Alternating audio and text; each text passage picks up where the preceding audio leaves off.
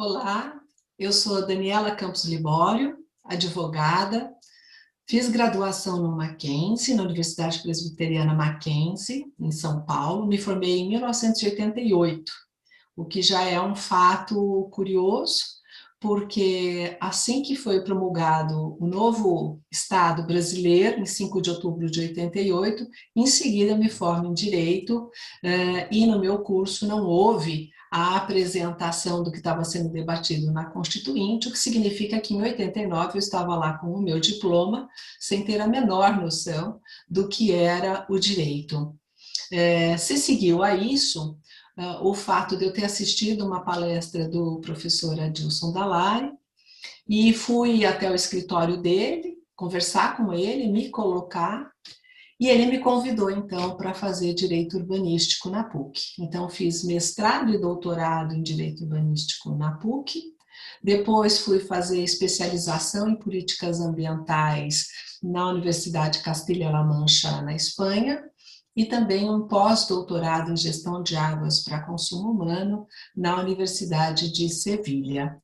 Então, essa foi a formação científica, e desde 92 eu estou, então, contratada na Pontifícia Universidade Católica de São Paulo, já se vão aí 29 anos, na qual leciono na graduação, depois, posteriormente, em 2007, na pós-graduação estrito sensu, em mestrado e doutorado. Então, a minha vida acadêmica, ela foi totalmente focada em direito urbanístico, não é? Em todas as suas vertentes, com uma inclinação na concepção de meio ambiente urbano. Tá? Foi a afinidade temática nesse desenvolvimento. E o que é muito interessante, que lá na escola, na PUC, tive e tenho até hoje como colega Nelson Sauli Júnior, e a nossa aproximação e paixão pelo direito urbanístico e pelo estudo das cidades. Ele, então, me convidou a integrar o Instituto Brasileiro de Direito Urbanístico, IBDU, e ele tinha um foco muito forte em direitos humanos na cidade. E foi uma parceria que segue até hoje muito frutífera, onde eu trouxe essa leitura sobre o aspecto de meio ambiente, que para mim era compatível a vida na cidade entre o equilíbrio ambiental e o desenvolvimento urbano, e no desenvolvimento do professor Nelson Sauli, toda a vertente de acautelamento, de acolhimento e reconhecimento dos direitos humanos. Então, desenvolvemos aí uma parceria muito interessante, muito importante, que acabou nessa ida minha para o IBDU, o Instituto Brasileiro de Direito Urbanístico, onde me tornei presidente por 2 mandatos. Nessa oportunidade, eu tomo a liberdade de falar da minha alegria em ter desenvolvido com a equipe e que todos os associados, integrantes do IBDU, projetos maravilhosos. Nós fizemos, por exemplo, aqui esses trabalhos maravilhosos, na qual inclusive um deles tem Marielle, né? Desenvolvemos aquela época, e também uma parceria incrível que desenvolvemos ali com a editora Fórum, revista essa já consolidada no cenário nacional, com a Revista Brasileira de Direito Urbanístico. E eu só tenho alegrias, e fez não só a minha formação como jurista, mas uma formação como cidadã. E pelo caminho eu fui encontrando profissionais e professores e referências muito importantes. Apesar de quando eu comecei lá nos idos de 90, 91, a estudar direito municipal, né? O município tinha entrado na Constituição de 88 como ente federativo, então havia todo um foco para isso, o movimento municipalista brasileiro era muito forte, tanto que conseguiu esse feito de uma federação tripartite. Então, eu estava atuando e trabalhando nisso numa fundação estadual, aqui em São Paulo, chamada CEPAM, já extinta, e ao ir para o mestrado em Direito Urbanístico em 92 com a professora Dilson, eu ouvia dos meus colegas Mas o que é direito urbanístico? Não existe direito urbanístico. Você vai jogar sua carreira fora. Essa área não existe. E aí, verificando e estudando, me dei conta, não é, de preciosidades como esse livro do professor Diogo, que encontrei em sebo, que já trazia em 75, 1975, a conexão do que ele chamava à época direito ecológico e direito urbanístico.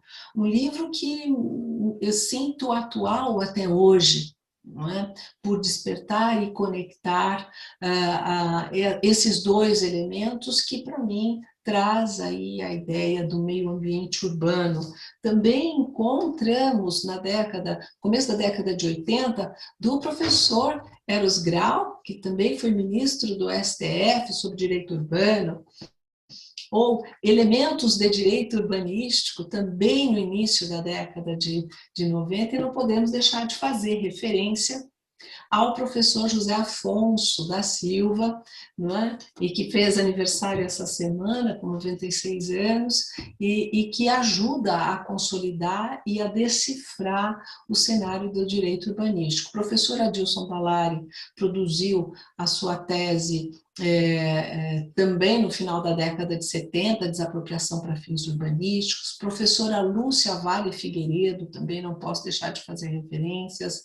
Né? Todos eles abriram caminho numa fase muito árida, em que a gestão urbana ela era vista de uma forma meramente ordenadora, né, com código de posturas, com lei de zoneamento, mas não havia a ideia de que a gestão urbana tivesse que ser focada no bem-estar dos habitantes. Então, quando vem a Constituição de 88, agrega a noção de ordenação urbana a uma relação de qualidade, de qualificação dessa ordenação, para que os seus habitantes tenham bem-estar por meio desse planejamento urbano.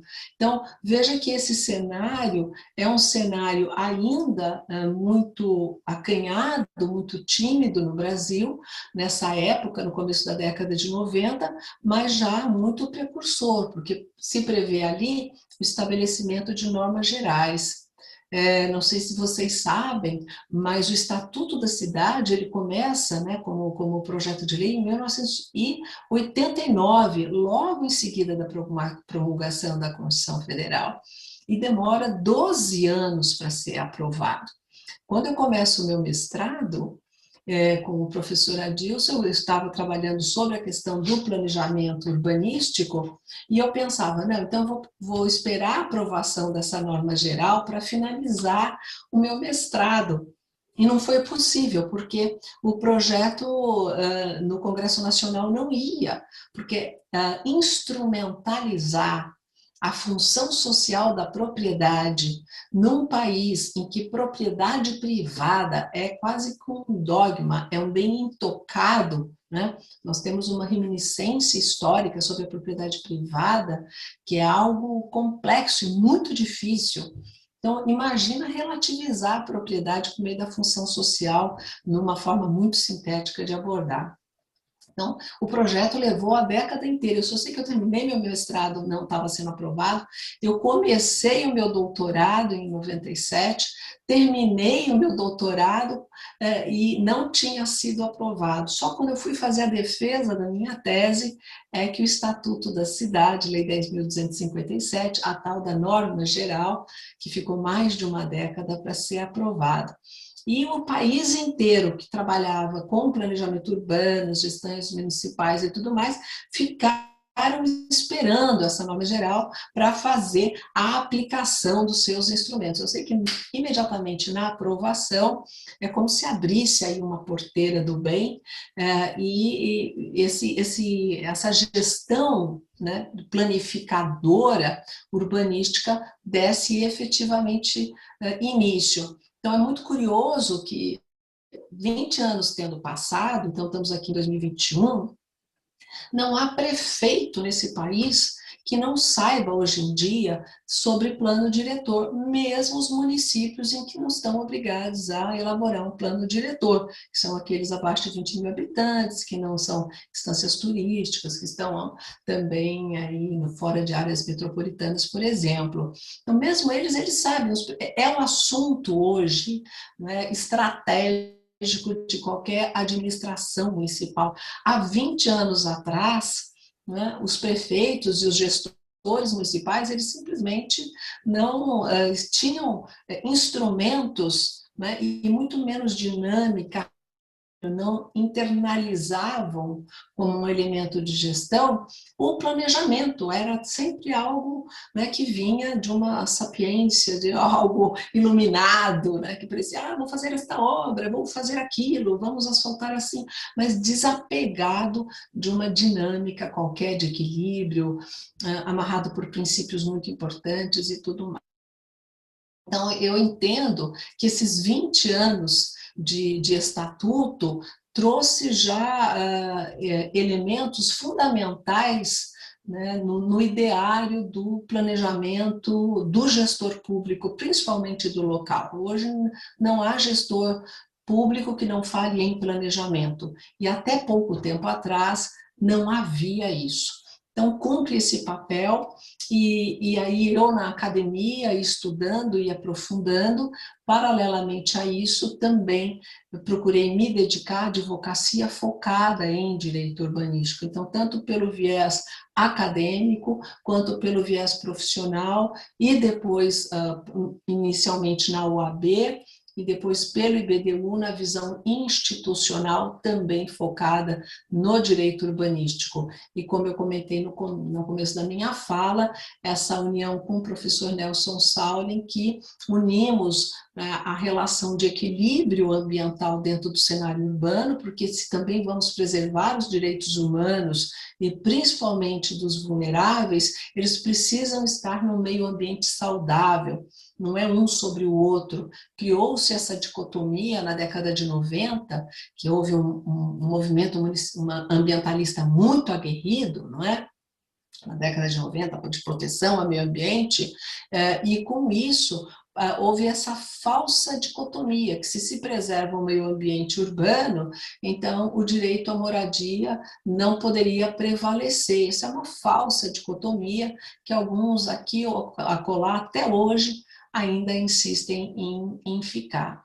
Então, o que eu vejo ao longo desses 20 anos, depois já de mestre, doutora, trabalhando na PUC, não é? O estatuto aí a pleno vigor, o governo federal encampa essa batalha de fazer com que os gestores municipais efetivamente pudessem implementar o estatuto, o plano diretor, a função social da propriedade, né? Mais de 30 instrumentos lá no Estatuto. Vamos lembrar que antes do Estatuto, né, antes da Constituição de 88, como eu falei, era Código de Posturas, Lei de Zoneamento e Desapropriação.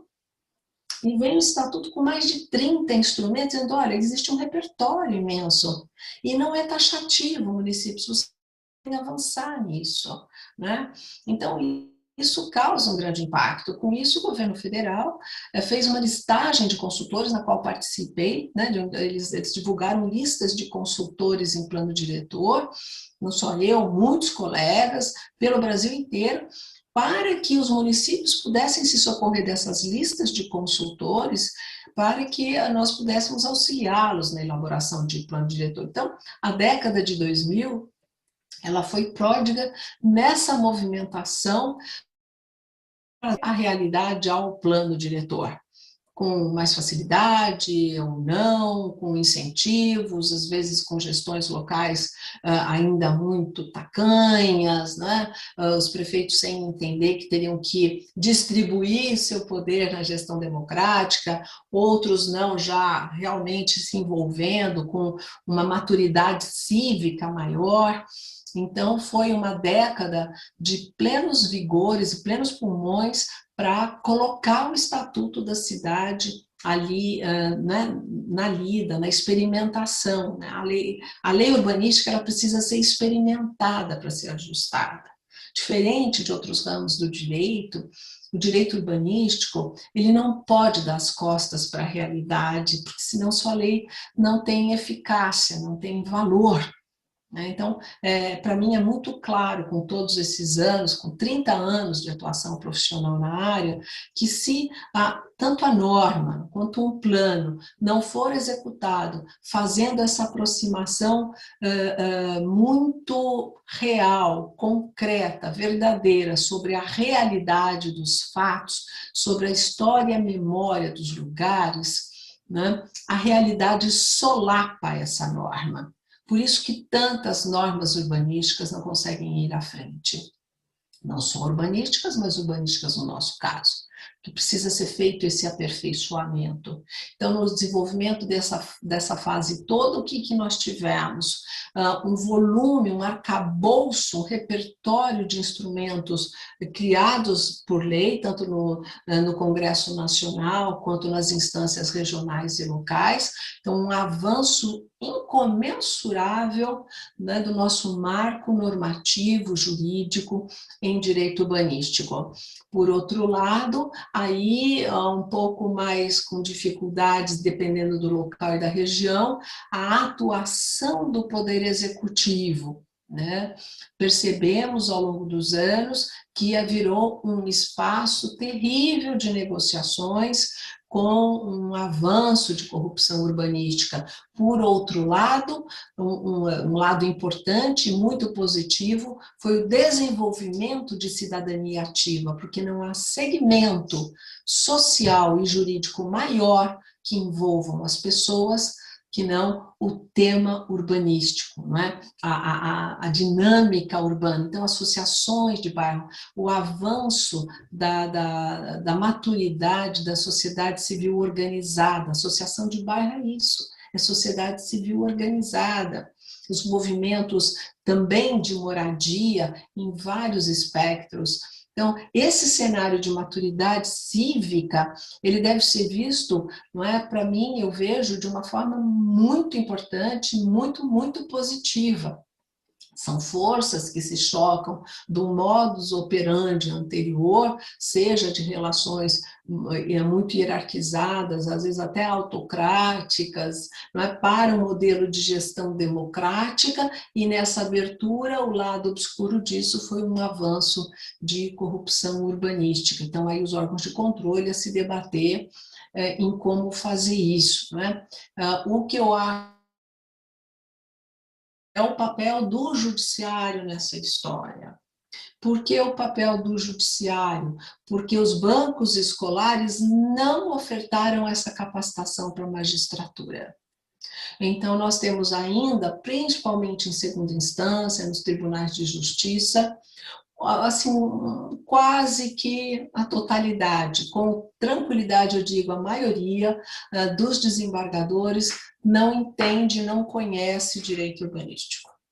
E aí, com isso, o que acaba acontecendo quando as demandas lá chegam aos tribunais, muitas vezes catalogando em direito privado, e é um ramo do direito público, né? Pensa que há direito de propriedade,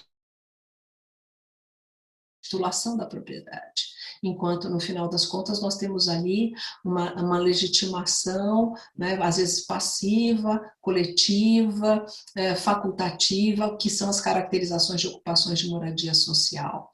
Então, ainda há um desconhecimento, o direito urbanístico ainda não permeabilizou e não se sedimentou no Poder Judiciário Nacional como um todo. Que nós temos centros de excelência, nós temos magistrados e magistradas incríveis, mas que ainda não podemos dizer que é um assunto trazido ao judiciário. Há um esforço de minha parte, sei que também de vários colegas, várias e vários colegas, para levar isso para os bancos da OAB, do Ministério Público e do Judiciário. Né? Não digo defensoria, porque faz parte desse reconhecimento da defensoria, atuação na área urbana, assim como em procuradores municipais. Então, aí, para aqueles que querem atuar, a procuradorias municipais e defensorias públicas são muito vocacionadas para isso. Em geral, também, todo o Ministério Público Estadual tem um segmento de habitação e urbanismo. Na atuação privada, não é? Trabalhar com os licenciamentos urbanísticos, com toda a relação de planejamento, com todas as questões de moradia, seja pelo terceiro setor, seja no segundo setor, no primeiro setor, o direito urbanístico está presente em toda a dinâmica. Para mim, é muito claro que o Estado social democrático de direito do Brasil, ele tem que se realizar na cidade. Nós temos aí, nacionalmente, entre 84% e 85% da população vivendo em cidades. Então, esse é o nosso enfrentamento. E aí, diante dessa situação, desse desenvolvimento todo, eu tive a oportunidade de fazer reflexões muito importantes. Por exemplo, o professor Adilson Dallari me convidou para, por exemplo, atualizar um livro que é único até hoje no país, o Direito de Construir, do Eli Lopes Meireles, que já não está entre nós há muito tempo, mas ainda é um livro único, e de fazer essa atualização junto com ele, né, faz com que a gente se debruce, veja perspectivas, seja mais focado, né, são as áreas que vão se somando. A minha tese de doutorado se transformou no Elementos de Direito Urbanístico, que já está esgotado há muito tempo, e eu sempre me prometendo uma atualização, não é? E no grupo de pesquisa da PUC, tem um evento que eu já fiz várias vezes, né, em geral bienalmente, o grupo de pesquisa em meio ambiente urbano, e esse foi o produto de um deles. Toda vez que fazemos um evento, é cidade com alguma qualificação, então cidade sustentável, cidade produtiva, cidade resiliente, né? Sempre tem um tema dessa forma. E para minha felicidade, eu tive uma turma de doutorandos em Direito Urbanístico lá na PUC, que para mim foi um marco, né? Eu que comecei lá sozinha e os colegas dizendo que não ia dar em nada, tudo aquilo. Então, quando eu me vejo formando uma turma de doutorandos em Direito Urbanístico, tive alunos, então, era do Pará, Sergipe, Bahia, Distrito Federal, Paraná, São Paulo capital e interior. E disso derivou esse livro, que foi Fontes de Direito Urbanístico. Naquela oportunidade, pensei que, como um pouco o professor Tércio Sampaio Ferraz escreve lá a sua introdução ao estudo do direito, e eu brinco que parece conclusão do estudo do direito, porque de tão impactante que eu falei para os meus alunos de doutorado à época, eu falei, vamos voltar aos bancos escolares e tentar entender qual é a fonte do direito urbanístico. E acabou derivando nessa publicação, que para mim também é mais uma pequena joia que eu carrego comigo. Então, no meu caso em particular, eu chego nessa fase, né, de 30 anos de carreira, com lembranças incríveis, né, de estar acompanhada do direito urbanístico e, portanto, estar acompanhada ao lado daquilo que pode realizar o Estado. Então, eu vejo na minha profissão e na minha escolha a possibilidade de ser produtiva para a sociedade. Eu acho que é isso que o direito urbanístico atrai, né? Um certo idealismo de querer contribuir para uma sociedade melhor. E eu vejo todo o espaço de trabalho, até porque não temos número de advogados e advogadas suficientes para trabalhar com isso, com capacitação em direito urbanístico. Então, há um espaço de trabalho que ainda não está sendo preenchido. Então, fica aí o meu convite, né, de que vocês pensem sobre isso, reflitam sobre isso. Vocês viram que eu passeei aqui por uma literatura que já começou há praticamente 50 anos atrás. Na PUC estamos lá com uns 300 dissertações e teses de mestrado e doutorado já nos nossos bancos, para não falar das outras universidades. Eu faço referência à PUC, que é ali a minha casa, onde eu estou, mas tantas universidades pelo país.